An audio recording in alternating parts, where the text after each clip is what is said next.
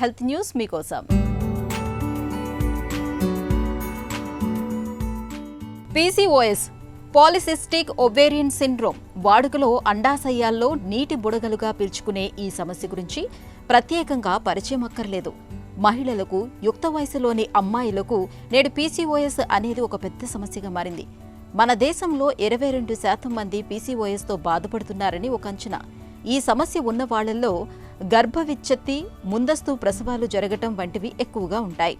మహిళల్లో ఈ సమస్యలు తలెత్తడానికి ఒక బలమైన కారణాన్ని పసిగట్టారు చైనాలోని జీజాంగ్ యూనివర్సిటీకి చెందిన పరిశోధకులు. PCOS బాధితులకి సంబంధించిన జీర్ణ వ్యవస్థలో పి మెర్డే అనే ప్రో బ్యాక్టీరియా మోతాదు బాగా తక్కువగా ఉంటుందని శాస్త్రవేత్తలు గుర్తించారు. సాధారణంగా మనం తినే ఆహారంలో ఐసోలూసిన్ అనే ప్రోటీన్ ఉంటుంది. దాన్ని ఈ పి మెర్డే బ్యాక్టీరియా చిన్న చిన్న ఫ్యాటీ యాసిడ్ అణువులుగా చేసి మనకు అందిస్తుంది. అవి గర్భసంచి ఆరోగ్యానికి ఎంతో మేలు చేస్తాయి.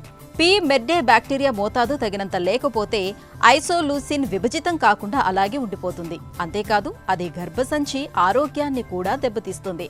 అందువల్లే PCOS ఉన్న గర్భిణీల్లో ఎన్నో సమస్యలు వస్తున్నాయని చైనా శాస్త్రవేత్తలు కనిపెట్టారు. ఈ నేపథ్యంలో గర్భిణీలకు తరచుగా పి మెర్డే ప్రో బ్యాక్టీరియాను అందిస్తూ ఉంటే వాళ్లను PCOSతో పాటు మరెన్నో సమస్యల నుంచి బయటపడేయొచ్చని పరిశోధకులు చెబుతున్నారు.